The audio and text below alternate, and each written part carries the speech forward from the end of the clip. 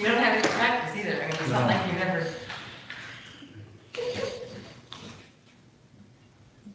This is only my 36th year, so. Darn it, you have me beat. I think I have just about everyone beat now. That's how long you've been on the board? No. Well, I've been on the board 20 years. 10 years, then county attorney 16 years, and now 10 years back on the board. All right, now you can go, Mac. I'm sorry. No, that's okay. We're live. But I have managed to get by all this time, even though I have no clue what I'm doing, so. Good morning, everyone. On that note, we'll call the meeting to order for the 21st of January. Background noise, be mindful of that unless it's a newborn grandchild, then we're happy to hear those sounds. The invocation will be given by Commissioner Werfel and then the pledge by Commissioner Bell. So if you're interested in joining us in those, please rise. Heavenly Father, thank you for bringing us together today in person, on Zoom, or on YouTube. I pray for our county, our state, and our country. Help us to listen and truly hear all opinions. Help us to be open to new ideas and change. I pray for your guidance on the items brought before us today and that our actions reflect your will. Bless this governing body. In Jesus' name, amen. Amen. Riante, will you lead us in the pledge, please? Yes. I pledge allegiance to the flag of the United States of America and to the republic for which it stands, one nation, under God, indivisible, with liberty and justice for all. Amen. Very good, thank you. Will the clerk please call the roll? Bell. Present via Zoom from the city of St. Joseph. Curran. Present via Zoom. Al Township. Freeland. Present via Zoom, Baroda Township. Harrison. Present via Zoom from Lincoln Township. Hinkleman. Present Zoom Waterloo. Najeri. Present, Zoom, Niles, Michigan. Meeks. Present Zoom via Zoom, Ben Charter Township. Scott. Present via Zoom, New Buffalo Township. Borat. Valrat, Is he on there? he's there. Yeah, he's muted. Dave, are you muted? Yeah, I'm trying. All right, got it here. Oklahoma. Okay. Okay. Warfel. President Zoom, Royalton Township. Yarborough. Present Zoom, City of Benton Harbor. Elliott. Present here in the boardroom. Well, present here. Dawn. Thank you. Minutes from last week were emailed out. Haven't heard of any changes. Assuming they're okay, a motion and support would be in order now. I'll make the motion for Michael Majerick to accept them. Moved by Majerick, supported by Meeks. Will the clerk please call the roll? Curran. Yes. Freeland. Yes. Harrison. Yes. Hinkleman. Yes. Najeri. Yes. Meeks. Yes. Scott. Yes. Borat. Yes. Warfel. Yes. Yarborough. Yes. Bell. Yes. Elliott. Yes, 12 yeas, motion carries. thank you. I understand we have communications. Yes.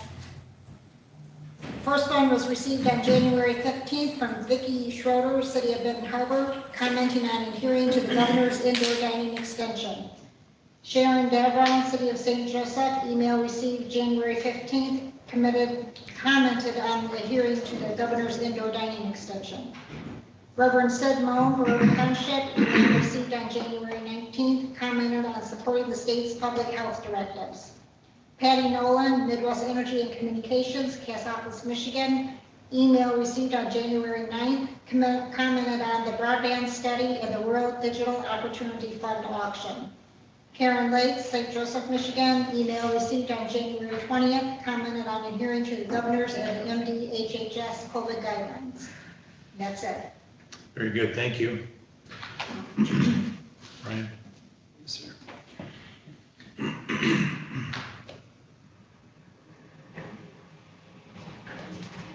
So we've got the health department and 800 megahertz.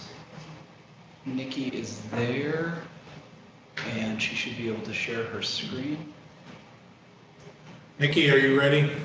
Yep, are you ready for me? Yes. Okay. All right. Thank you for giving me the opportunity to update you all on what's going on with COVID-19. This graph shows the, sorry, I'm getting a lot of feedback. Are you hearing me okay? No. Hang on, sorry.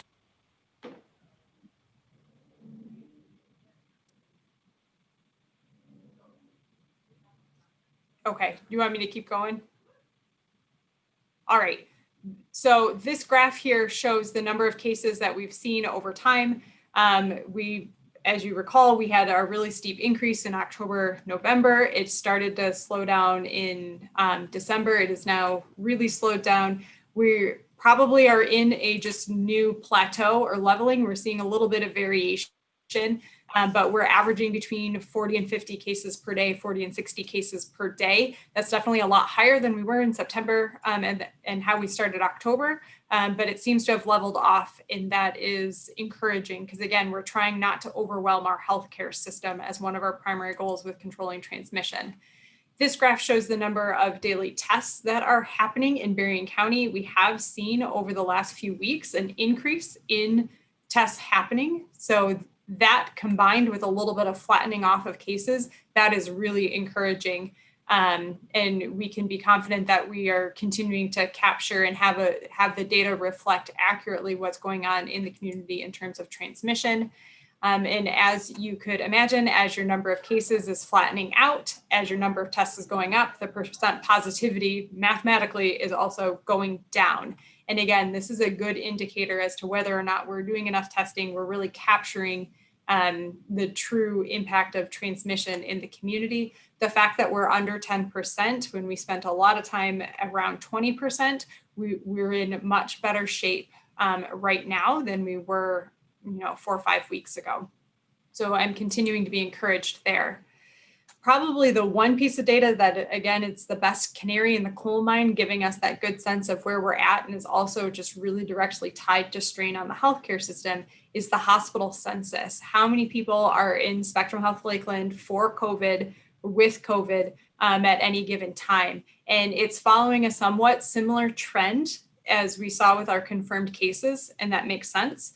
But it is leveling off to at around 40 to 50 people per day are on average in the hospital. So we'd like to see that flatten a little bit lower, but it at least is at a level that is manageable for our health system. And this next slide shows the deaths, and you can see that our deaths have slowed a little bit. We're kind of on the back side of more deaths that we were seeing in November and December. Hopefully, this will be a sustained trend, and as we continue with the vaccine, particularly that we've had first dose vaccines for everybody who wanted and consented in a skilled nursing facility in Berrien County, this should help. We do know that when there are outbreaks in skilled nursing facilities, that unfortunately does have pretty tragic results and does result in some more deaths, and that does contribute when we see these increases on in this trend. We do have those populations with an opportunity to have been covered with the vaccine, so that should help, as well as decreased transmission and decreased hospitalizations also lead to those decreases in deaths. So I'm continuing to be encouraged. However, I want to make sure that everybody knows it is still very important for us to be tracking what is going on, with COVID-19 in the community, understanding transmission. Vaccination is wonderful. There's a lot of hope that is coming because of vaccination, but vaccination is a longer term investment. We're doing a lot of things right now so that we can, so it will pay dividends months down the road. The actions of vaccination today will have the payout later, not right now. As we're seeing trends of transmission, if they start to increase, if we start to see hospitalizations or deaths increase, the best way and the fastest way in the moment to address those really is through the social distancing, hand washing, wearing the mask, avoiding large gatherings, all of those things that we've been doing, all of those things we're growing very weary of doing. Those continue to be the best things that we need to do right now while we're having this investment in this longer term strategy. Now, I do want to shift gears a little bit and talk about vaccination, just to make sure that you understand what that is. We have 3 pretty clearly defined goals for vaccination in Berrien County, and there's some alignment with what we're getting from our state partners, but we have been explicit in these 3 goals. So number 1, we want to prevent the health system from being overwhelmed by COVID-19 patient care. We want our health system to have the ability to address all the health needs, COVID-19 and otherwise. We also want to protect the most vulnerable from severe death or from severe morbidity or death. We know that there are certain groups of people that are more likely to have worse health outcomes. We want to make sure we're protecting them with this resource as well. And then to maintain certain other essential infrastructure. And that is defined by who is eligible based on the guidelines that we're getting from the state of Michigan. And there's some spelling out in that. So when we look at who is eligible in the state of Michigan, or in Berrien County right now, it's close to 40,000 residents are eligible for vaccination. And we are not receiving vaccination in any volume. There's just not enough available across the state. That's not unique to Berrien County. It's not unique to Michigan. We don't have enough vaccine to get through all 40,000 people in just a couple of weeks. We don't have enough vaccine to get through, even if only 50% of those individuals wanted vaccine, that's 20,000 people. We're not getting enough in our allocations to do that all rapidly. And clearly 40,000 people, not everybody can be at the front of that line. But to give you an idea of how vaccination is going, so hundreds of doses are being administered in Berrien County pretty much every day between Spectrum Health Lakeland and the health department. The health department ourselves, we're doing several hundred of doses every day or 4 or 5 days per week. Thus far, we have the health department, I'm estimating we're at about 2,700 doses administered. And over half of those, about 1,500, are 65 plus. The remainder are healthcare workers and some other first responders that are in there.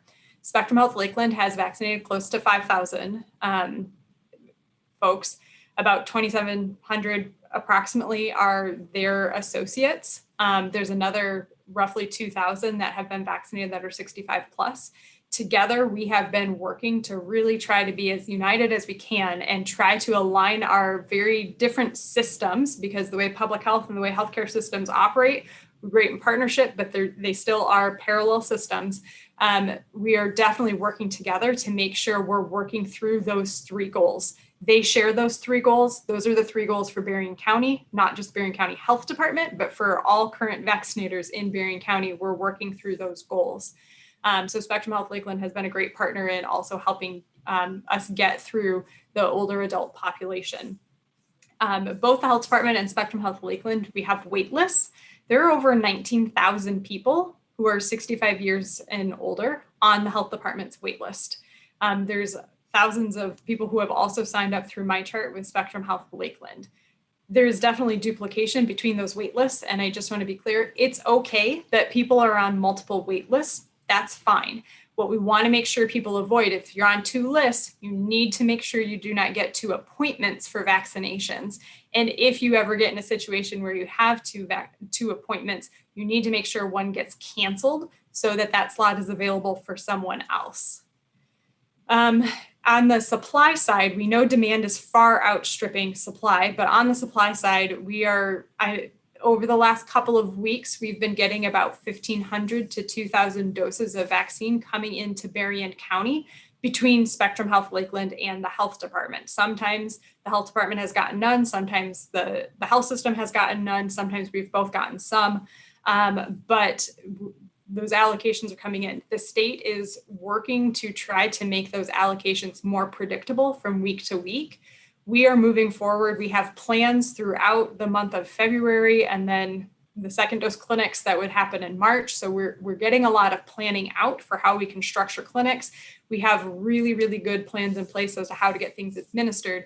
We can't always pull the trigger on plans or say confidently to the public and start registering, making appointments for those clinics until maybe 4, 5, 3 days out in advance, because we are ensuring that once somebody has an appointment, there is a vaccine available for them. We don't want to get into a position where somebody has an appointment and that gets canceled due to lack of vaccine.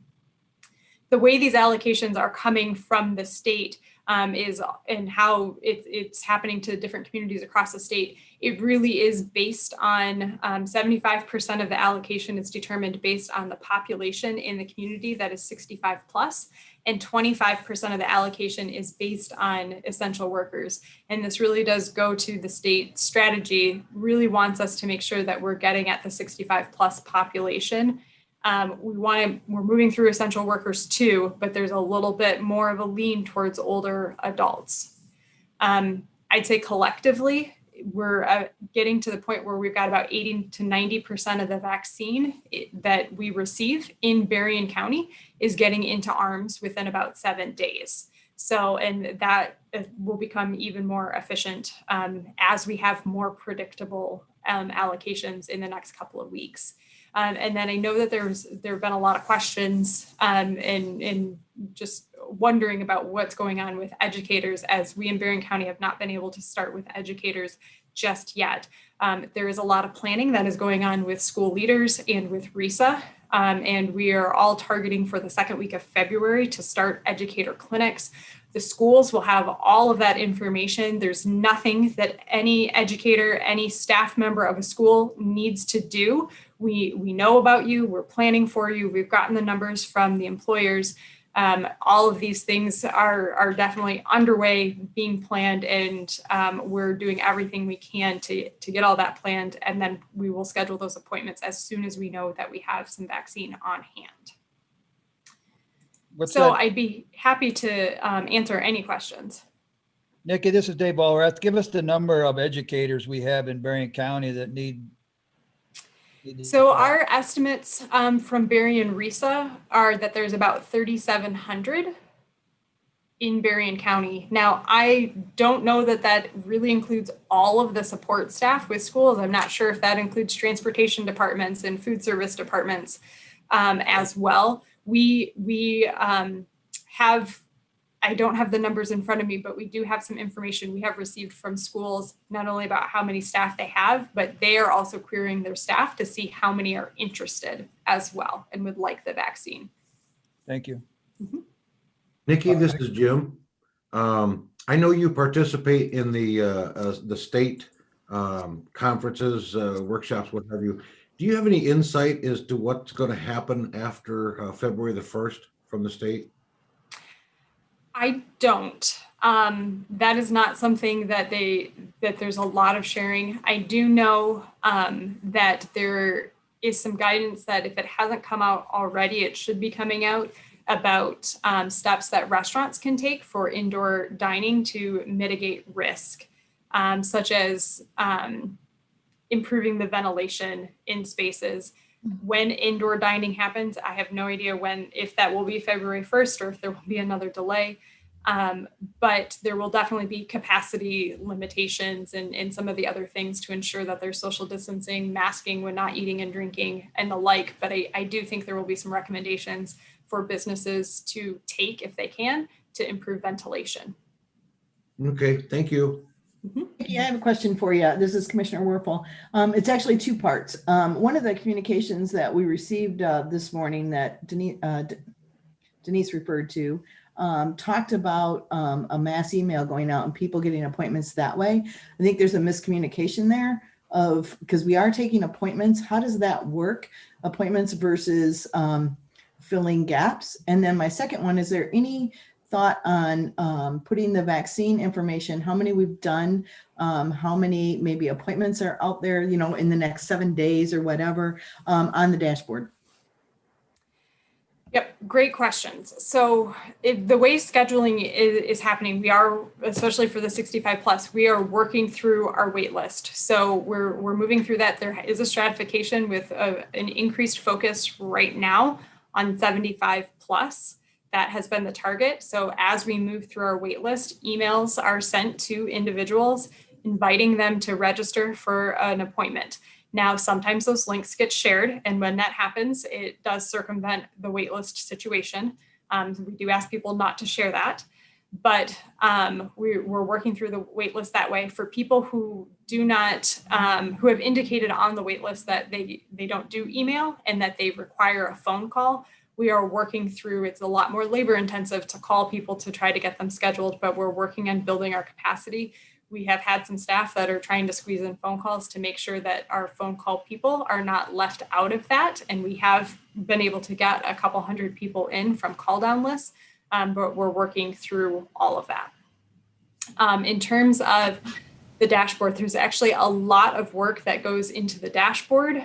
We would love to make some adjustments to that. Anything that goes on our dashboard has to be programmed by a third-party company, and there's a lot of costs associated with that.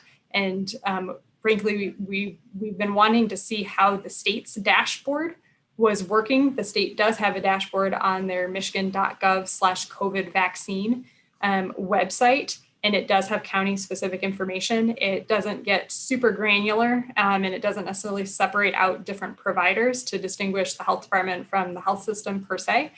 But we wanted to give that a whirl and see if we could avoid duplicating effort if the state was already pulling some of that information. It takes a lot behind the scenes to build that. I'd love to be able to build that. Right now, we're focusing on getting people vaccinated. Terry, did you have a question? Terry and then Yes, Mamie. Thank you. Mr. Chair, thank you very much. Nikki, I thank you so much for your time today reporting out and the work that's going on at the health department. I know that there have been countless hours poured in from your staff, and to not recognize that would be a travesty on our part. And so thank you. My question to you or comments are, I'm really thankful to see that educators are on your horizon of looking at getting them vaccinated. I know from the beginning, one of the things that we have talked about is the importance for face-to-face instruction in our county and throughout, and how beneficial that is versus doing virtual instruction. And so I'm glad to see that there is a plan in place, whatever communications, resources, those types of things that need to be forwarded on, please look to any of us, myself, to help with those efforts of communicating that. And certainly I look forward to seeing our educators be vaccinated for those who are interested. Thank you. Thank you. Mamie, did you have a question? Yes, I listened this morning to the news, and they're hollering, we're going to put FEMA in. And because I went to Berrien County, because I had a vaccination, and you all system is so smooth, and the kindness and all of it, I thank you for that. That I want you to emphasize to them, see what we're doing now before they come in and turn things completely over. What you need are more needles and more vaccination, because your system is fantastic. And so that's what I'm hoping, that they will not just assume that everybody is a mess. And that's what they said, it's a mess. Well, Berrien County Health Department is magnificent. And so please say that. Ask us or tell you all what we're doing so that they won't mess this up. Just get you the supplies and the people that you need. Thank you. Yes, thank you for that. And I think any advocacy at the state level and making sure that state leaders are hearing that it is working, because I don't think it's only Berrien County. I'm hearing really good things out of Calhoun County and Kent County, and there are good things happening. at the local level. So thank you so much for saying that. And just in terms of building our pool of vaccinators, I think everyone's aware we have utilized the National Guard. We have them scheduled for many more days in February and March as well to expand the number of vaccinators we have. We're building a pool of volunteer nurses who could also help with that. This is a heavy lift for our staff, and our staff is really rising to the challenge. But we also know we have weeks and months of this ahead of us, and we're trying to play the long game here, and we don't want to burn anyone out. So we are taking volunteer vaccinators. I'll put that out there. Thank you. Thanks, Nikki. I know you have another meeting queuing up. So folks, if there's anything else, 60 seconds if you could, because Nikki's going to have to break away. I'll do the 15 second. Nikki, I'm very concerned about something because of the vaccinations that you've already given and that Spectrum Health has already given that total. We're only due between 1,500 to 2,000, you said, a week or so. How many of those vaccinations that we're going to be getting in on a weekly basis are going to be going to people to get their second vaccination? Because at some point in time, we could end up with a situation where all of the vaccinations we get in a week have to go to the people for a second vaccination, and we're not getting any new ones out. That's what I'm worried about. Thank you for bringing that up. And I should have been more explicit. So anything we're saying about the 15 to 2,000, those are all first doses. Second doses, we sort of have a parallel process and is all in the back burner. The second doses are coming. We are to a point where, Spectrum Health, they started a week earlier because they had the Pfizer product and it's only 21 days. They've actually given quite a few second doses already. We are getting into second doses. So there's a little bit different. There's not an allocation process in the same way for those second doses. They come a little bit more automatically because we know there's a need because they've already been administered. So that 1,500 to 200 to 2,000 is all first doses. Thank you. And I've been meaning to ask you that for weeks now in several weeks on our COVID, and it just never. Thank you. I need to make sure I'm explicit in saying that. So thank you for that. Yep. Okay, very good. Thank you, Nikki. Thank you. We will look forward to catching up with you again next week. And Mr. Administrator, are we ready for the 800 megahertz update? Yeah, so members of the board, we've got another presentation file that's going to be queued up. Caitlin Samsel is your 911 director. She is on the screen. And Caitlin, as soon as you're ready, if you want to go ahead. All right, perfect. Please proceed. Okay, great. Just had to unmute. You should be seeing my screen. I understand that this is a lot of information. I'm going to try to keep it as simple and brief as possible. And then, of course, if anyone wants to delve in further, I am more than happy to do that in the future as well. Okay, so to go through our radio systems in the county, just a brief view of this is what our consoles look like. So this is a dispatcher who's got a number of computer screens in front of him. The one on the right is the radio screen. And I know it's a high level view, but just to give you an idea of all the things that they're working with day to day. So we currently provide service for about 50 agencies in the county. So there are 25 fire departments, 20 police departments, and 2 of those departments are PSOs, so the public safety officers with Ben Harbor and St. Joe. So they do both. Then we have 4 EMS agencies, and 6 of the fire departments kind of overlap with that EMS because they do medical first responders. Then outside of that, we have a fire department with Sister Lakes that services part of our county, but we don't direct dispatch. We call over to another agency. Same thing then with Michiana Shores down in the corner of our county. That's an Indiana agency that actually comes up and services part of Berrien County, and they do both fire and MFRs for medical.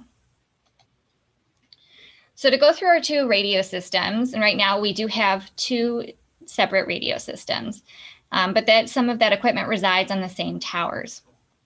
So we have, this is our VHF primary system. About a decade ago, we went to a simulcast system. So it broadcasts over all of the towers at the same time. So you can see the different locations here within the county. I will note that if you look at the 2 dispatch centers, those are the ones in gray. So in Berrien County, we have got our dispatch center up here, and then we have the Niles City Dispatch Center, which is down there, and we back each other up as well. Then we have a backup system with the VHF as well. So it's the old VHF system. We still have it in place as backup in case there's an issue. We can direct page just through one of those individual towers to help with that. And I will jump back a minute. So down at the corner there on the right-hand side, you see Bertrand Tower. That tower is currently offline due to repairs issues with the equipment. This equipment is all old. It's end of life on the VHF system. And the parts aren't available, replacements aren't available for a lot of this. And so it's very difficult to keep this up and running. So we've been talking about how this is end of life for quite a number of years and transitioning the county over to have just one radio system so that we can fully support all of our disciplines through one system and building that out. And that's the MPSCS system, which is the state system. This is the statewide map showing the network of towers. And then over here in the corner, of course, is our county. And these ones with the crosshairs, those are the dispatch centers again. Now, the dispatch centers don't contribute radio frequency to the system. We're tied into the backbone and we communicate off of the other towers. But we don't give extra signal out to responders in the field through those 2 towers. So this is the current setup a little bit closer here in our county. And we've added a couple of sites with our agency in the past decade or so as well. So Grand Beach was added, and that's a county-owned site. And also up here at the jail, that's a county-owned site. So when we built that infrastructure, they provided us with some credits on the system because we helped to advance the state system. So they maintain those for the most part, and they help us along with that, and that helps support it. Now, one of the things that we're adding right now is up here in Watervliet at the Spectrum Lakeland Hospital to fill a gap. And I'm going to talk a little bit further about that. And then you can see this connection that goes out, that connects into the system. On that larger map that we saw here, that's where that's at. So that's how we get caught up into the network. All right. So we're going to be enhancing that a little bit up here with Watervliet as well. It's going to be a fiber connection, and it's going to come in from a different way. And then it's going to tie us back in through our dispatch center. And so that way we have better redundancy and reliability as well. So if we lose one of our connections, we don't go cut off into what we call site trunking. The system still works, but it works a little differently. So the towers work independently instead of part of a team. But in that case, then, with this additional link, there's less likelihood that that's going to happen. So here's a map of signal coverage that we've been provided by Motorola. This is a computer-generated map, of course. And what you're going to see, all the purple there is where the signal is at. The white is where the signal is not as strong. So this is 95%, and this is a portable that's on your hip. So that's a smaller radio, and I'll talk a little bit further about that as well. Like I mentioned, we've been discussing transitioning over to the one radio system for a number of years.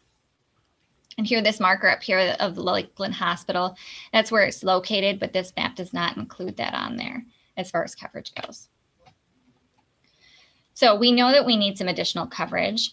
As you can see, there's some gaps up here, and then there's gaps again down south in this area. So we've been working with Motorola and with the state for a number of years on identifying those gaps, places that we might fill them, and ways that we might fill them. So right now, as I mentioned, the Watervliet Hospital site, we are adding a full tower site there to improve two-way communications. So it's going to help not just the paging out, but also the talk back from the field. Then down in the south part of the county, there is a great partnership that's starting between Michigan and Indiana's systems. And those are now going to be able to talk together through this software through Motorola called Critical Connect. And that's going to allow for some roaming, increased coverage essentially along the state line, and allow as well the agencies from Michigan to go into Indiana and be able to talk to Indiana agencies without switching systems or radios or having anything additional there as far as programming in their radio. It would all be done by the dispatch center side through patching. But of course, we still identify that we need additional infrastructure built out down there as well. So we have been in communications, again, with the state and with Motorola on that. So now jumping a little bit deeper into the Watervliet site. This was started, and timing was a little bit poor, unfortunately, with right before the pandemic really started ramping up in the United States. So some of our timelines have gotten pushed out because of that. But as part of this then, I showed that previous coverage map, and that was the one that you're seeing on the left. Then on the right, you're seeing the hospital site being added in. So you can see how there's a lot denser of the purple coloring over there. The hospital has been a great partner in this. They already have the elevation with the site. They're providing us with power, with backup power, etc. Because it's also benefiting them at the hospital building. And I'm going to show you specifically. So it doesn't look that impactful from this side because this is a high level, but it is incredibly impactful here as far as paging and in the street in the portable radios. But then if we look at in-building coverage, on the left, this is zoomed in. On the left, you're going to see there's a lot of white. And a lot of that is caused by the fact that we have this growing landfill between Coloma and Watervliet. So this is an existing site over here, and that signal is getting disrupted by that topography. And then there are these gaps over in this area as well with the white. But then if you look to the right, with the addition of the Watervliet site, this is the projection of what the coverage is going to end up being as far as in-building coverage. So that's significantly improved. Mm-hmm. And then again, this is just another view of what that looks like and what's in the area. There's that landfill specifically. And then it even bleeds over into Hartford area and Van Buren. And it goes over and will help with the casino as well. That's where that Four Winds marker is there. So the projected cost there was $637,702. And then there are additional costs for the fiber build out, that connection, some additional spare equipment that's been added on, and then frequency licensing. The lease purchase option is what we went with. So we put $200,000 down, and then we're making payments. And we do have that MOU in place with Spectrum. Okay, now when we go back to the South County portion, so we've just talked about how we're fixing the holes up in North County. And in South County, I discussed Critical Connect just a bit, and then also that need there for the additional infrastructure. So we've been talking, like I said, to Motorola, and they are going to get back with me within a month. They've promised to provide us with some possible locations and a little bit better of a projected cost. They've given me really rough costs, and we should expect 1.5 to 2 million for a tower site. Now, it was less for Watervliet because we had a lot of the building there. You know, the elevation was there, the power's there, the shelter's there. A lot of those things were already in place. So, of course, that affects the cost overall.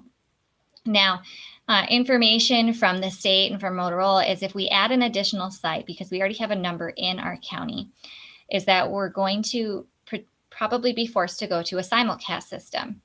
And we can choose to just go to simulcast, or we could choose to add a tower and go to simulcast. The reason for needing to go to simulcast is because each of those towers has a bank of frequencies, and the frequencies are hard to come by because it's so in demand. So that's why when you go to simulcast, you're sharing frequencies between the set of towers. So that way they're not using as many. You might have more than on each tower. You might have 12 or 15 versus 7 or 8. But they're all the same frequencies on each tower instead of separate frequency banks at each tower. And I want to give you a little bit of an overview of what the equipment is that we're using. So we've got the pagers, and these are the newer Unication pagers, the G4 and G5 that the fire departments use. We're moving over to 800 paging.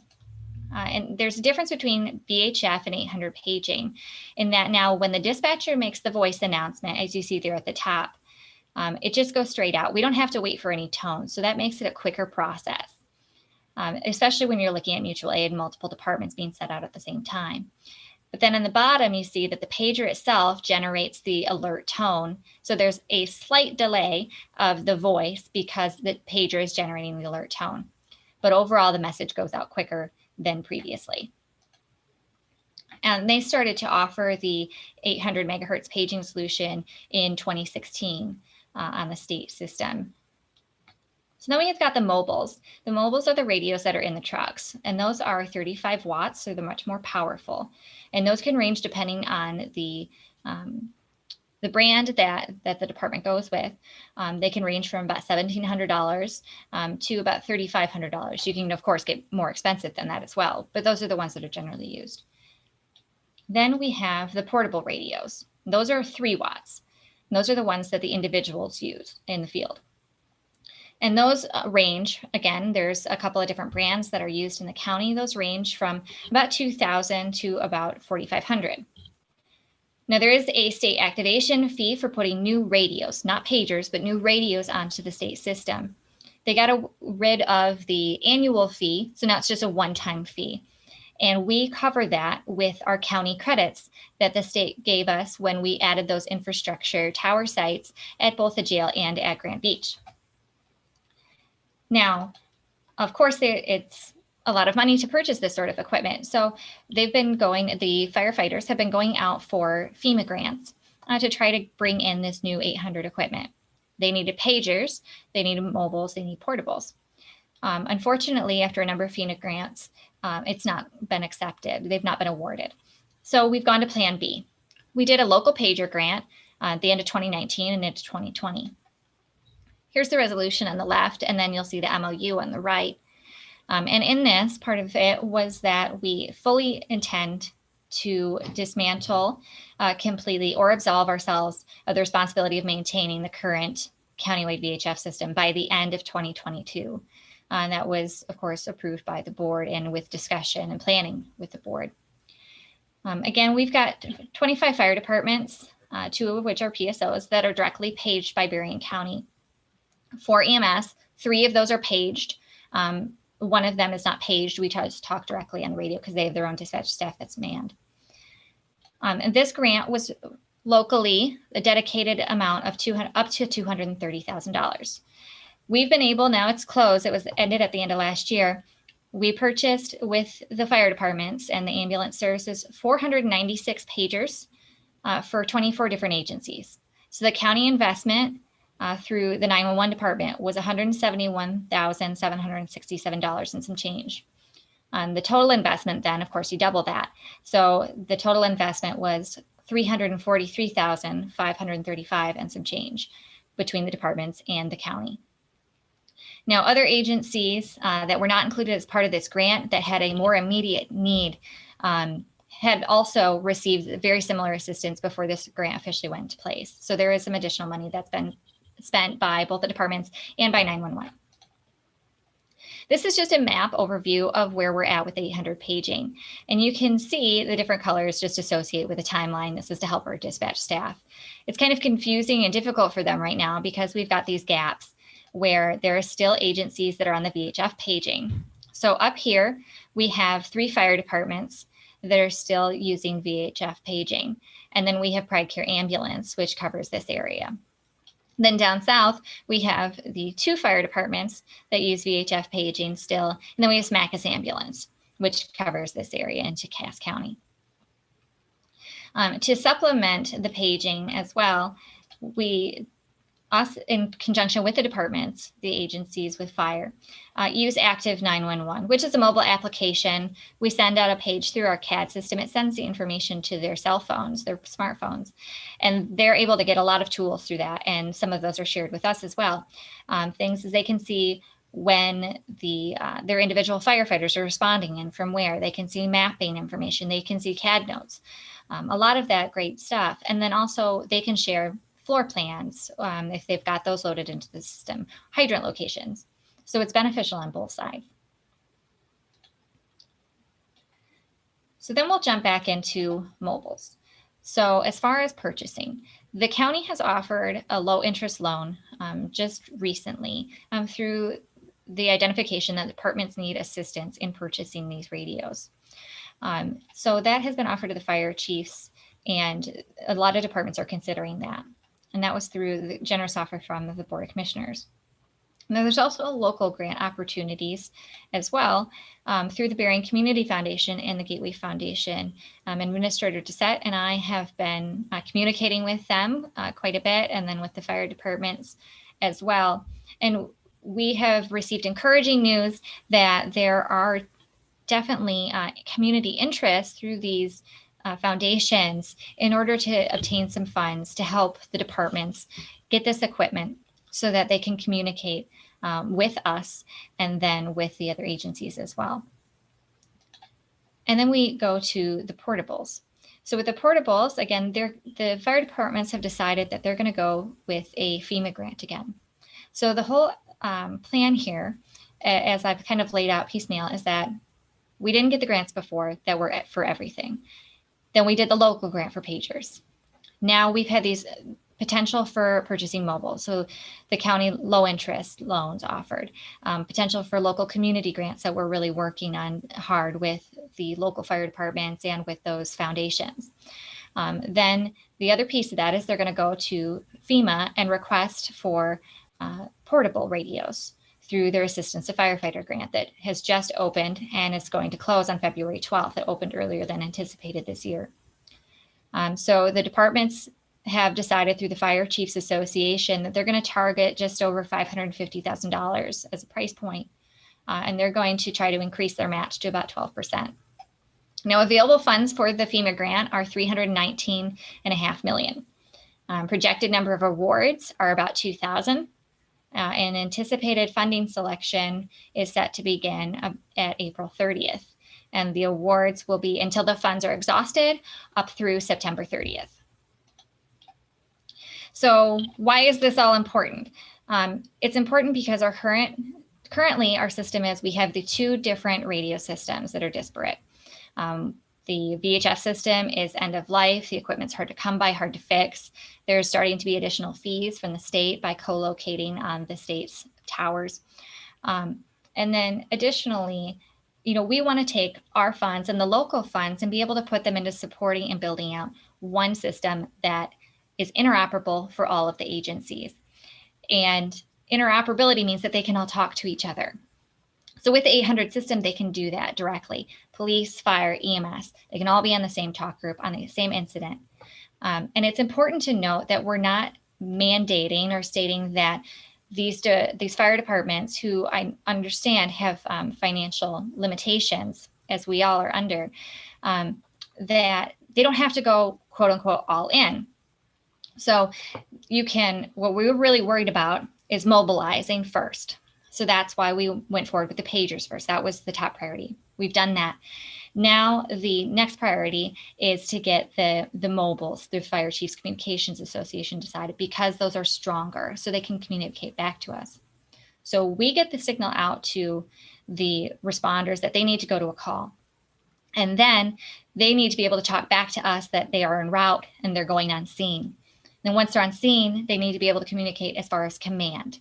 So if they need additional requests, talk to other agencies' command. But as far as on-site operations with the fire itself, they can still use their VHF equipment if they choose to do so. So it's a local decision as far as whether they want to go all in to 800 or whether they want to continue to use their VHF equipment in the fire itself. I know this is a lot of information. I've tried to cram into a short period of time. But a good example of what I was just describing is we had a recent fire save down in New Buffalo, early morning hours of New Year's Eve. We received a call. We're able to stay on the line with a person that could not get out of the house. We got a deputy there on the 800 system. He was able to help remove her from the home. But the fire departments in that area were also operating on 800 completely. So they can all communicate and hear each other. So they know what all is going on. So now I am going to take a step back and answer any questions that you might have.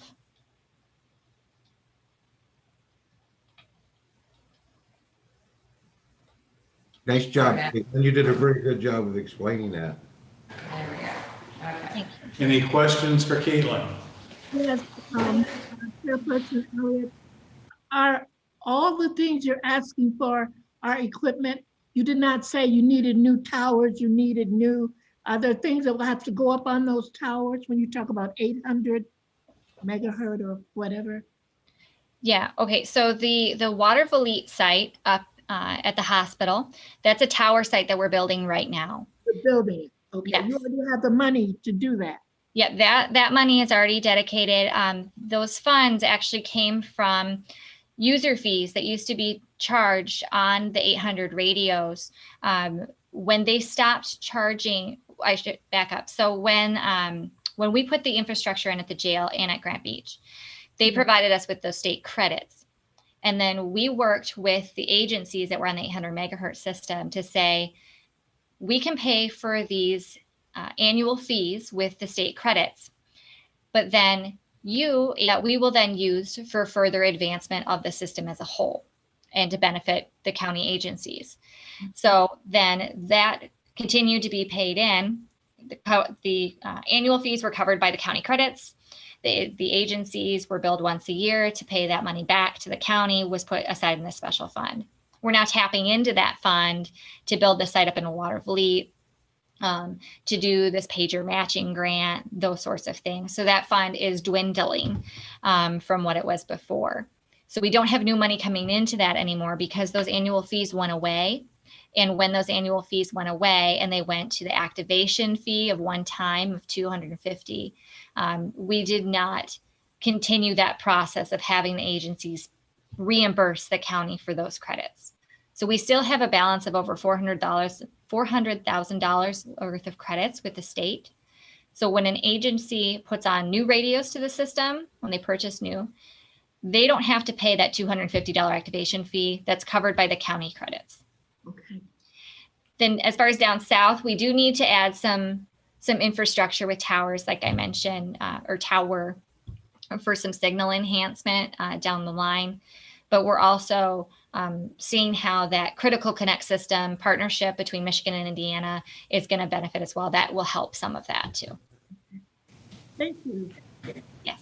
Mr. Chair. Any other questions? Yes, ma'am. I just get a couple of questions for Caitlin. The critical care app that you're referencing along the state line, is that exclusive to 800 megahertz or both signals are able to be utilized? The Critical Connect is an 800 megahertz solution, and that will link Michigan's 800 system with Indiana's 800 system. Okay, thank you. And one other question with regards to infrastructure, like what's happening in Water Volite, has there been conversation with the hospital in Niles or even looking at our own county facilities for that redundancy, whether it be the juvenile center or I think we have Love Creek out there. I'm not sure, just looking at infrastructure for fiber running, electric, all of that sort of stuff, if there's partnership and communication happening there. Yeah, there has been some discussion about a variety of locations that would be optimal for signal enhancement. A lot of this has to do with topography. And unfortunately, like the Niles Courthouse location is kind of in a valley. So that's not really an ideal situation. Same thing with the hospital down there.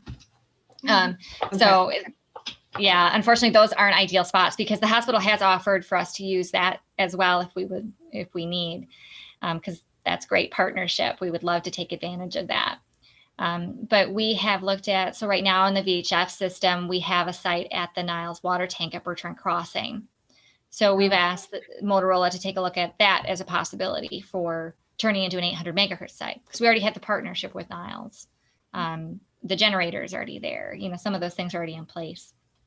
But we've also they're going to look at potentially putting a site closer to the Buchanan area, because that's really where the signal gaps are at, is just to the west of Niles and the east of Galeen, right in that Buchanan, Bertrand area there. Twilight. The Twilight. Any other questions? Yeah, I have one. So to make it summarize or make it simpler, VHS bad, 800 good. Are we all moving towards 800? And is Niles being on VHS hurting us, or do they have plans to move to the 800 in the future? So Niles is on a UHF system. They're not interested in changing. The state police, however, which operate out of the same exact building, are on an 800 system. And there is some communication interoperability there. They have some talk groups patched between the two systems. So it's not perfect, but it works. So Niles is a little bit of its own island as far as the way that they've chosen to operate. But the rest of the county, and Niles City Fire also is part of this bigger picture. They've been using the VHF system, and then they've also been using the 800 system for command with us as well. So they're transitioning to the 800 side also. So it's just now city police that uses a separate system. And again, I don't want it to seem like VHF is bad, because that's not the case. But as far as the big picture for county-wide, it makes sense for us to move forward with supporting one system across the disciplines, police, fire, and EMS. But still on site, they can use the VHF radios for incident command, or I'm sorry, not incident command, for the incident itself inside, the interior attack on the fire, if they so choose. And it just depends on department as to what they want to do. You'll hear varying things. Okay, is there anything else for Caitlin? Yeah, Mac, it's not a question, it's a comment. Caitlin, I'd just like to thank you for all of the hard work that you're doing. Outstanding job as a department head. And I am, and I'm sure the rest of the board is very proud of work that you're doing. Thank you again. Thank you very much. I truly appreciate it. That's for sure. Thanks, Caitlin. You're welcome to continue with us, but I'm guessing you have other things to do, so we'll catch up with you soon, and we'll now move on to public comments regarding resolutions. Thank you very much. Thank you. So if there are any comments, they would be limited at this point to resolutions, and if there is a comment submitted, please reference the resolution number so we'll know what you're commenting on. We only have a few today. Yes, ma'am. Mr. Chairman, Mamie Yarborough, I have a bill that I need to abstain on. And I wrote down B 1061. Is that one of the resolutions? Mamie, is it the, Caitlin. oh yeah, that's on the requisition list, I believe? Yes? Caitlin. You keep breaking out. Go ahead, one more time. B 1061.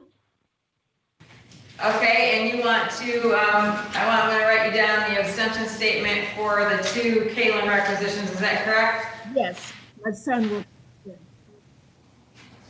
Okay, I'll get it on the form and I'll make sure that I send you a copy so you have it for the record. Thank you. All right. You want the correct numbers or Just give it to the clerk. I'll make sure she gets it. Okay. So we have it in the minutes. Right.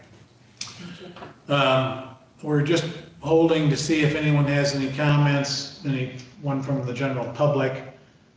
If there isn't anything that shows up soon, we'll go ahead and entertain a motion and support to move the consent calendar.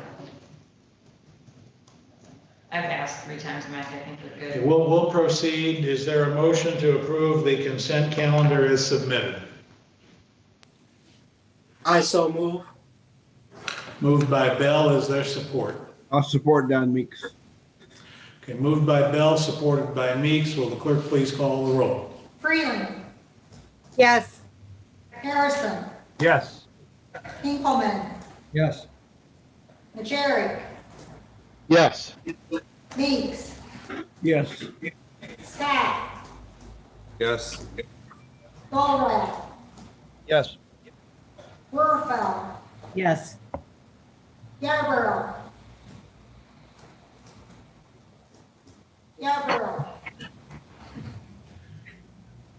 Mamie, are you muted? Yep, she is. Yep. There she Yes. goes. Okay, thank you. Bell. Yes. Kern. Yes. Elliott. Yes, 12 yeas, motion carries. thank you. Committee reports, we'll start with admin. Jim? Thank you, Mac. Last Thursday, after our Board of Commissioners meeting, we took a tour of the Church Street building and the building over at 511 Renaissance Drive, where the public defender is housed. We're going to have a resolution for you to approve next week. It is A2101146, and this is to approve the lease for that building. In addition to taking the tour, Paul Janka Jr., our public defender director, has done an excellent job in expressing the need to us to make that move. So everyone who is in the Church Street building now will move over to the Renaissance Drive building. We currently occupy 120 East, and this will allow us to occupy 120 West. So we will have that entire portion of the building. The resolution and the lease is dated February the 1st. And so for the remainder of this year, the owner of the building gave us some discounts on the lease. So from February 1st to December 31st, the lease will cost $45,610. Then for the year, which would begin January 1st of 2022, the annual lease would be $95,161.50. Word got out that the Church Street building was going to be available, and the court made a presentation to us through Carrie Smetanka Haney on occupying the Church Street building. We have deferred that to that decision to the county administrator, because just because the court was first in line doesn't necessarily mean that has the greatest need.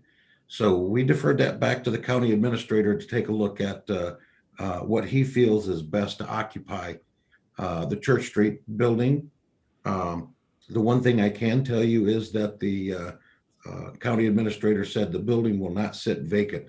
He will put someone in there to occupy it. So you'll be getting that resolution next week to approve that move. Any questions on that? Any questions for admin on the first part, the tour of the Church Street building? Mr. Chair, members of the board, I'm about to hit send on an email that just provides background information on what Commissioner Curran just updated you all on.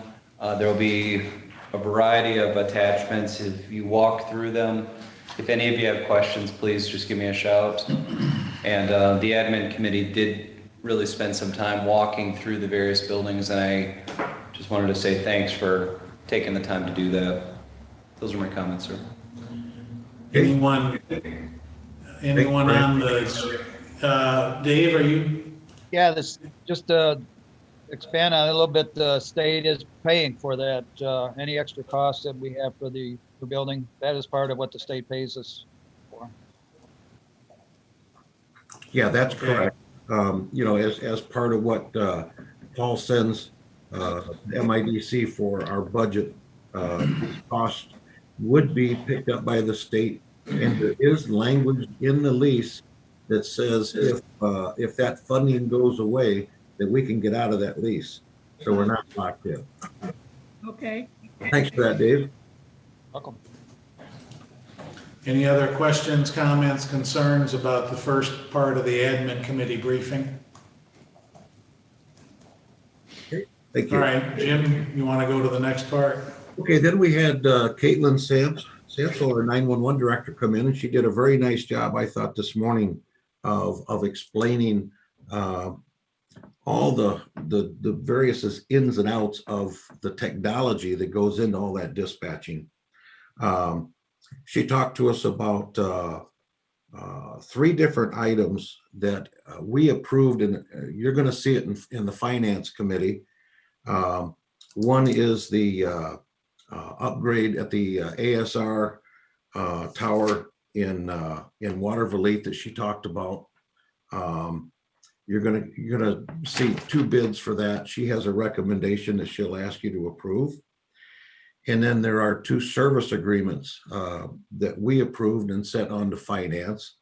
One of the service agreements is with Telrad, and this is to provide servicing for the VHF system at $14,400 a year.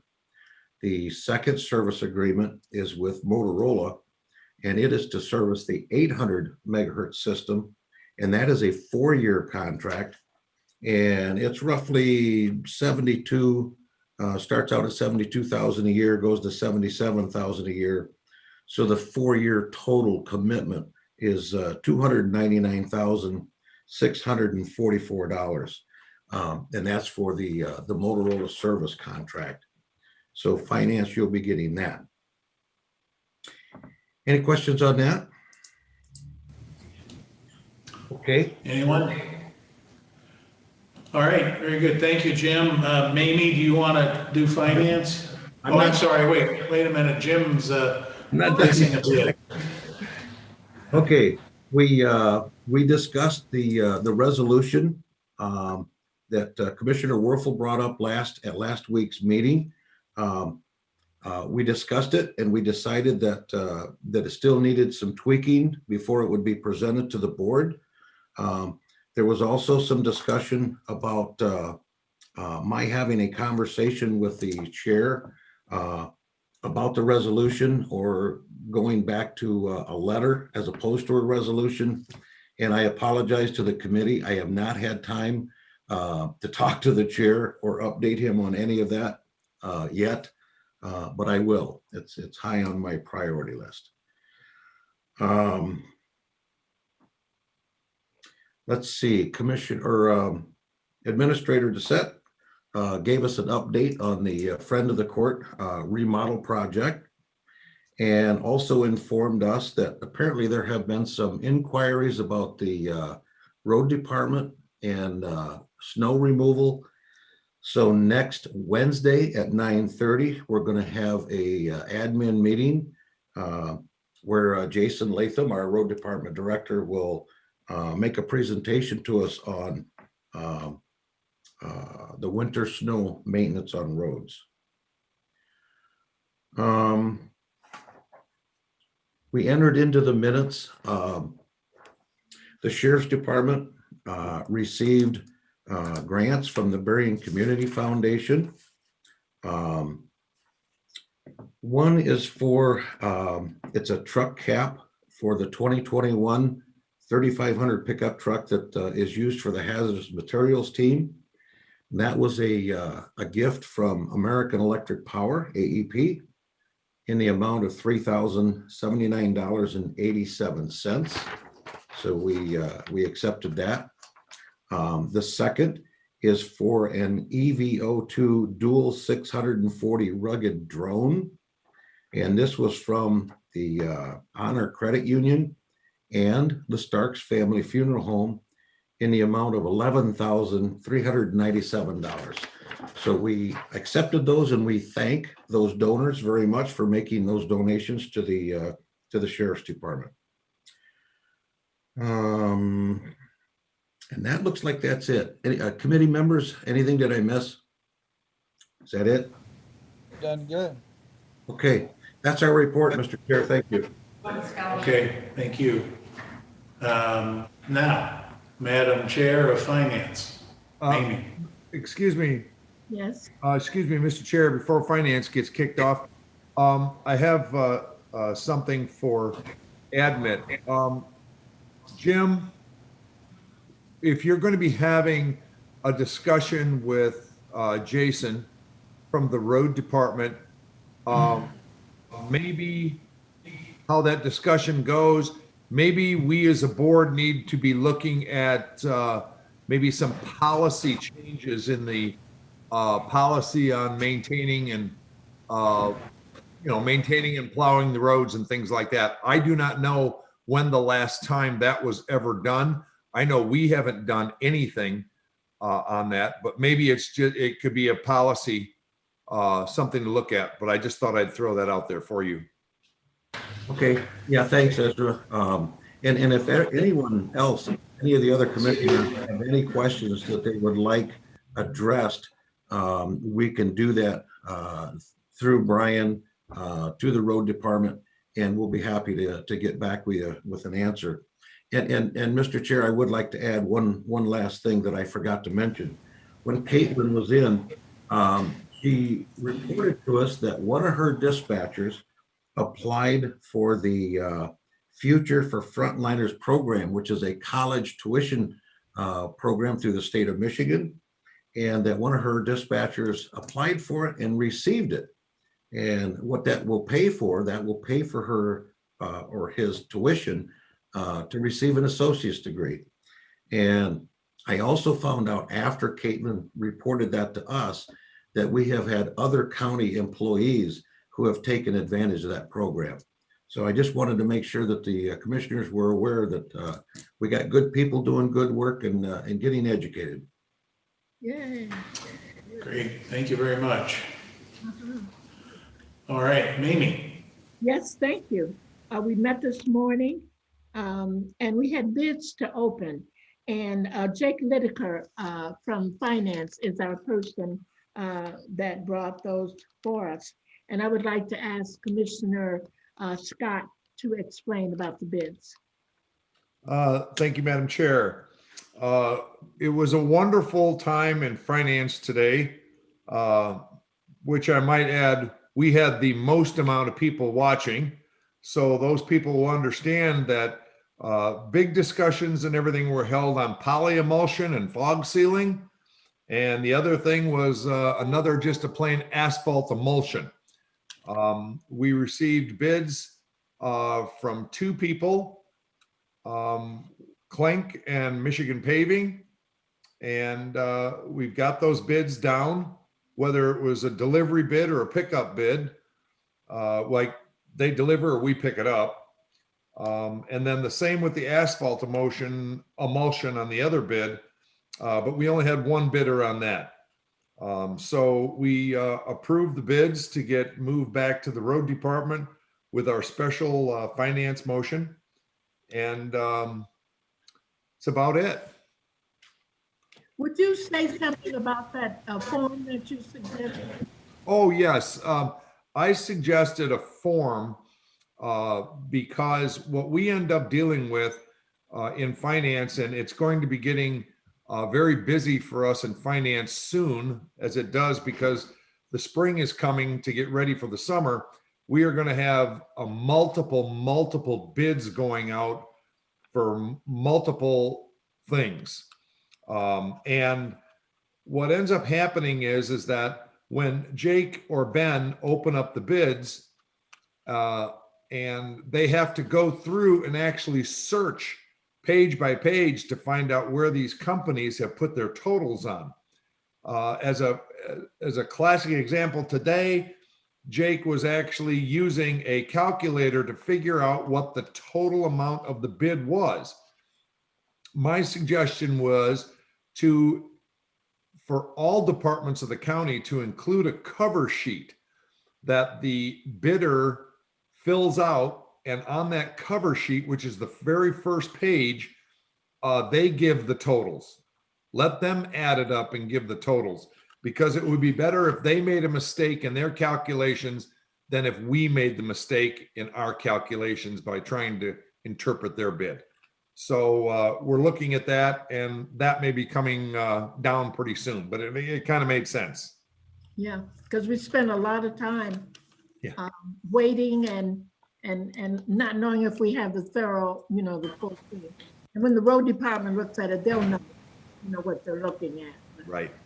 Yes. Yep. Thank you very much. And then we have been working for quite some time with Annette and with Administrator Doucette to fill the vacancies that we have. One of them is simply a transfer with Connexus Michigan Work.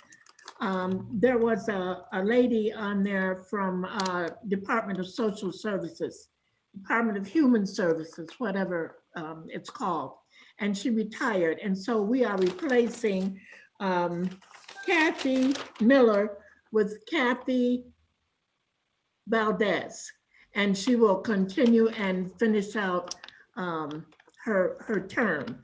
And it's just the same, the same company, because on Michigan Works, they have people that represent different areas. And so by consensus, we agreed to that, and it'll be on your acceptance for appointments to commissions and boards. And then we've been working on the planning, adding people to our planning commission. We've had a number of people to move away or retire from or whatever. And so we have a number of vacancies, and we had quite a few applications. And what you have to do with the planning commission, we look for geographical, so that people will be from a number of places in, Berrien County, representing different areas. We also look for filling different areas: agriculture, agribusiness, environment, a number of things. And so we were able to recommend going through our applications and all, and you'll see it. Annette was able to get all this together, and we want to finish it today. And our recommendation is that the people that be named to this will be Matthew Mosier, representing agriculture, agribusiness; Gary L. Wood, representing environmental; Chris Hugel, representing real estate; and Arthur Havlicek, representing industrial and economic interests. That is what we are recommending, or by consensus, to bring to the full board for approval. And that's the, do you have any other things, members? That was my plan. Thank you. Any questions for finance? Hearing none, we'll move on to the next item, which Mamie just was alluding to, and that is board appointments. Mamie, do you want me to recite these and then you can make the motion for all of them? Yes, thank you. All right. These are recommended by the Finance Committee, as noted by the Finance Chair a moment ago. The first would be the appointment of Kathy, I believe it's Valdez, to the Workforce Development Board to fill the term of Kathy Miller. That's a DHS position. That term expires 12/31/2021. Then the rest are all for the Planning Commission. The first is to appoint Matthew Moser to finish a term expiring 12/31/2023. Then to appoint Gary Wood for a term expiring 12/31/21. Chris Hugel, a term expiring 12/31/21. And then Arthur Havlicek for a term expiring 12/31/23. Are you making that motion? I so move. Is there support? I'll support. Commissioner Freely. Moved by Yarborough, supported by Freeling. Any discussion? Hearing none, will the clerk please call the roll? Harrison, Yes. Hinkleman, Yes. Najaric, Yes. Beeks, Yes. Scott, Yes. Borat, Affirmative. Worrell, Yes. Yarborough, Yes. Bell, Yes. Curran, Yes. Freeling, Yes. Elliott. Yes. 12 yeas, motion carries. Thank you. Now we're on to commissioner reports. Does anyone have anything they want to share with the group? Anything related to business? Mac, this is Commissioner Scott.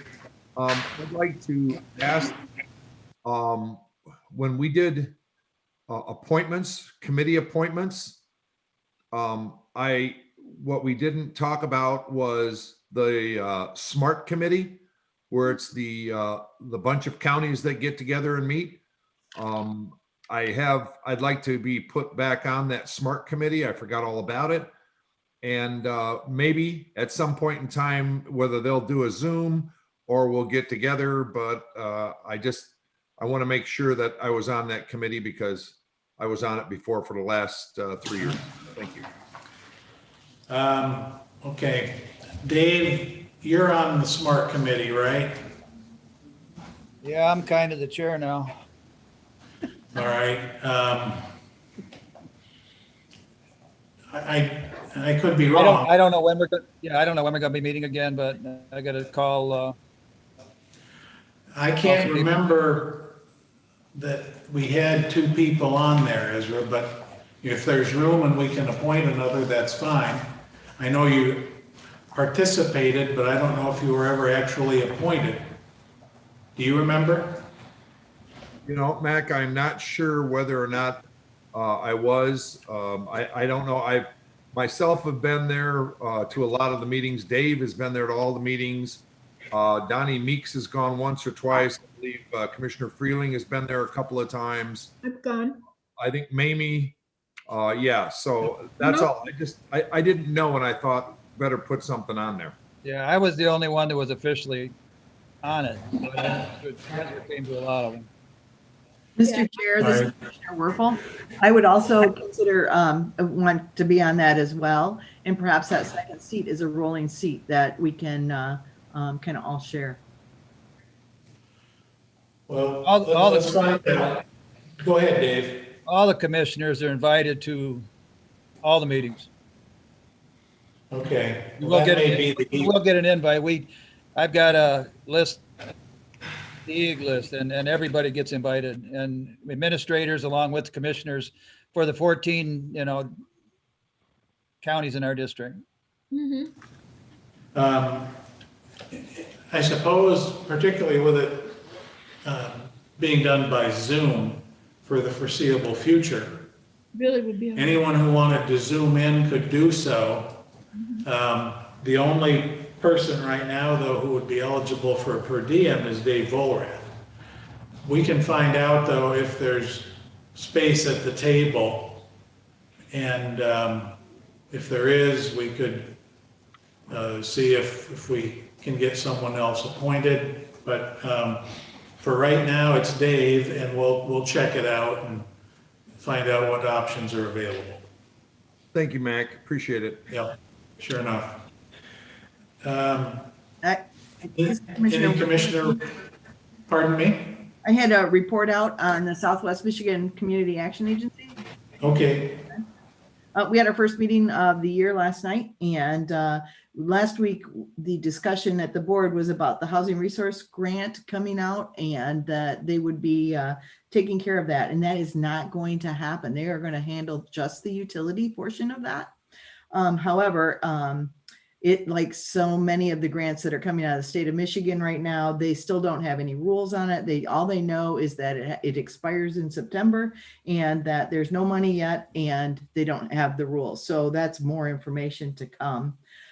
They also wanted to get the word out that they still have a number of N95 masks that are available to people or organizations that are in need of those. So if there's any groups out there, please reach out to the Community Action Organization, because they do have them available that Berrien County was given, Berrien, Van Buren, and Cass were given from the state. So please spread that need that they have them. And then they also had their community impact report is finalized. And I have a copy of that I'll share with Annette so that she can send out to everybody so that you can share it with your townships or your community leaders. So that is now available as well. And that's it. Thank you. Anyone else? I'm sorry, there you go, Matt. Thank you very much. Anyone else have anything to share? Yeah, If Matt. not- Matt? Yes, Jim. Yeah, hey, I just wanted to point out to all the commissioners that, you know, we've been attending a lot of meetings, you know, like the EOC COVID meetings, the BCAT task force, the broadband task force. And despite the challenges that Zoom provides, there's still a lot of good work being done, especially with those committees. And the commissioners have been putting forth an awful lot of time towards these goals. The other thing I want to mention is the Rocky Adams, who is the command out to the EOC, put together a committee to review proposals for the county's hazardous mitigation plan. That consisted of Rocky as the lead, myself, Commissioner Volrath, Michelle Height from New Buffalo, Dave Smith, who is the Emergency Management Coordinator in Cass County, and our own Ron Bush. And so finance, I think Rocky's going to be coming to you next week with the proposal. We evaluated and scored. We did it by a scoring system. There were 5 proposals submitted, and one of them really kind of rose to the top. So you'll be seeing that. And Mac, again, despite having to do all that via Zoom, you know, we got the job done, and I think it went as well as could be expected. I kind of missed the in-person meetings, but in the meantime, I get it. You know, we got to do what we got to do. But even via Zoom, there's a lot of good work being done, and I know the commissioners are putting in a lot of extra effort, and I personally appreciate all the effort. Chairman Elliott. Yes, ma'am. Mamie Yarbrough. Thank you, Jim. We did see that form, and it was brought to us today, and we want a copy off of it and put it with the cover letter bid thing. We're trying to do something to get our bids smoother, and that was one of the things we liked, that you know, it was the best product. You're showing the best product. That's it, the best product for what you're trying to do. And we'd like that very much to be able to use it to go along with our cover sheet for how much the bid would be. So we're looking forward to working with this and working with you all on it. Thank you. Good. Thank you. Thank you for those comments, Mamie. And I can tell you that out of the 5, they were all excellent proposals. I mean, some very, very well diverse, classified or classy companies putting in for this. Okay. But yeah, I'm glad you got that, because I knew it was coming. Yeah. All right, if there's nothing else, we'll move on to the administrator. Yeah, so Mr. Chair, members of the board, I just presented Rocky's assessment on the hazardous mitigation plan. We actually took a look at this a little early, showed it to finance today. And it wasn't so much about the recommendation, it was just as an illustration of really quality work. I was impressed by the approach they took towards reaching a conclusion. But then we also talked about just trying to use that as a template for other departments as projects come before finance. They're seeing it at the bid, and then it often is sent to the various departments for review. What I'm hoping to do is get communication back from the departments to finance, just explaining ultimately what vendor, what product, et cetera, is selected. And Rocky's work was real good. I've already told him it was very good, but I think it could be a nice model for other departments to to strive for. Those are my comments, sir. Okay, excellent. Thank you all. Appointments, reminders. Before that, though, general public comments. Find out if anyone has anything that they'd like to share. Yep, just 1 second here.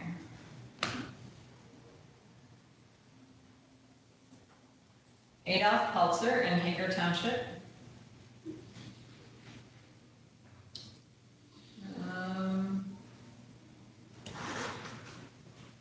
Adolph misses his 2 minutes of democracy. By that I mean where I can say whatever is on my mind. And also I would like to know what the possible side effects are if I get the shot. Tony Benhart from Sodus Township. Let's go back up. Oops.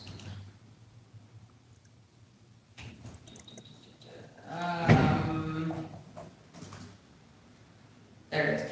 With recent depletion of funds in reserve at the road department, I feel those funds must be used for road improvements and not to augment equipment items from their wish list.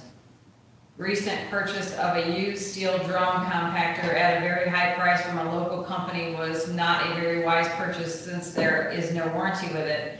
Also recently observed a used sheep's foot compactor on the county trailer headed for the road department garage and nothing listed on the accounts payable listing for it.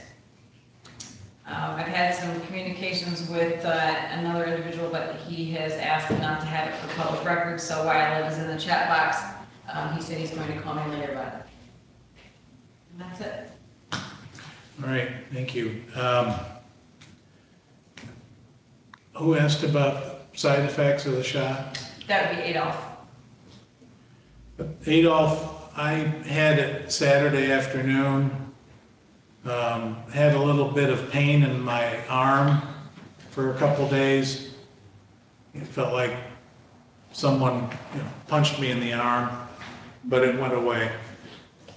So other than that, I didn't have, and then Mamie, I think you mentioned you had some arm pain. My arm, first of all, it's the fastest shot I ever had. It was only like 2 seconds and it was over. And then later on, I start from my shoulder down to my elbow went numb. But it was a bit of pain, but it wasn't bad. It was mostly if you laid on it or if you touched it.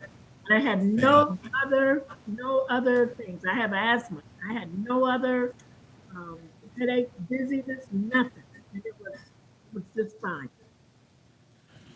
John, did you have any problem? No, none whatsoever. As a matter of fact, and this was almost comical. My mother-in-law, she's 88. He had the shot, and she said the next day, probably just a head game. She never felt better. so fact of the matter was that I didn't see any ill side effects at all. I had it last week, Mac, and last Saturday, and I had no pain in my arm. I had no pain, no nothing. My mother's 90. She had it a couple weeks ago. She said she had no effects from it. I don't know of anybody that's had it that has any effects to it. Yeah. Just make sure that Adolph goes in and knows it's in his arm. Yeah. I also I had it no problem. The only thing I had, I laid on it and I went to sleep and I woke up and I was kind of hurting a little bit. But other than that, everything's been fine with the shot. Good. Okay, good. My parents are in their 90s and they had no problem whatsoever. Didn't even notice it. Good. Okay.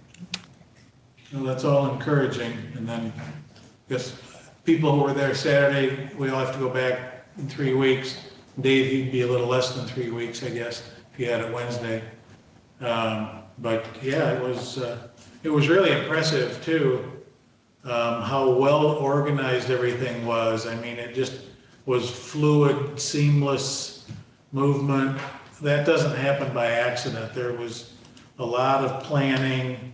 The coordination was just simply top shelf all the way.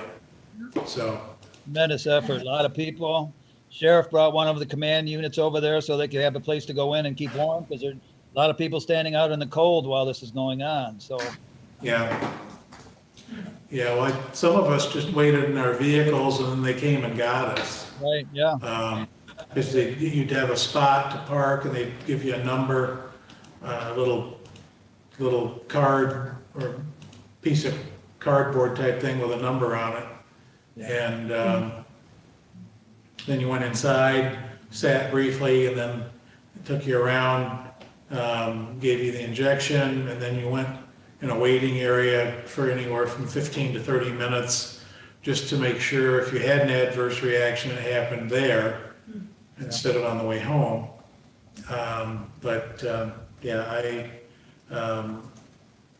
I mean, it's an element of some pride that that department, and the first two words are Berrien County, and people go there and that's Berrien County to them at that moment. And it certainly is noteworthy in the positive sense, everything that's going on. Right. And you know what? I think I saw it in the newspaper. They were parking cars for people, and that's good because this says 75 and plus, or 65 and plus, and any distance of, having to walk is not great. So as soon as you get on the lot, you feel taken care of. Yeah. Well, yeah, and I told them I'm really 45, I'm not 65, but I'll just play along with this today and get it done. But I guess I'll have to do that again in 3 weeks when I go back. So anyway, does anybody have anything else for the good of the cause? Yes, ma'am. Mr. Chair, Oh, I just want to remind this board. I just want to remind this board and for the public, the upcoming webinar on January 25th at 8:30, being hosted by Merit Network regarding the survey for broadband access. If you or anyone that of an organization that you know of would like to participate in on that and to listen in, they can reach out to Merit, MERIT survey at berriencounty.org to be able to get their name on the list to be invited to that. I just wanted to make everybody aware that that's coming up on Monday.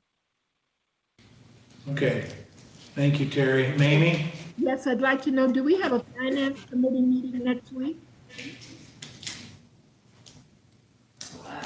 What did were you plugging something in there? Yeah, so we've got Evan is coming to Oh, that's right. to update them on transit, Okay. and then also to talk about an annual agreement with state of Michigan. So 9 o'clock. Yeah. Mamie, is Thursday at 9 o'clock good? Yes? Members? Okay. Next Thursday at 9 a.m. for finance. We've also got Caitlin. She's got She's gonna come back to those. yeah, Motorola and another agreement. Any other committees planning to meet? And Jim, Bob? Only if we're given assignments by the administrator. We'll wait to see. All right. What about admin, Jim? You got that thing with Jason, right? Yeah, we're meeting next Wednesday to meet with Jason in the road department. Okay. And then we'll have the weekly COVID briefing next Wednesday. We're going to have a broadband briefing tomorrow morning with one or more members of the state legislature, as I understand it. And then other than that, we'll regroup here next Thursday at 10:30. Anyone have anything else before we adjourn? Mac. Ezra? Commissioner Scott, listen, let's not forget as county commissioners, we need to do everything we can to support all of our local businesses, especially our restaurants and bars and establishments. I would just caution this board that we do not know what is going to happen by February 1st, but I think we need to be thinking about plan A, plan B, C, D, or E, or whatever. Whatever comes up, we need to be ready to do something. We've got to help our small businesses, and I just don't want to forget about them. Thank you. Very good. All right, everyone, we are going to adjourn at 12 after 12 p.m. and we'll get back together next Thursday at 10:30 a.m. Thank you. We are adjourned.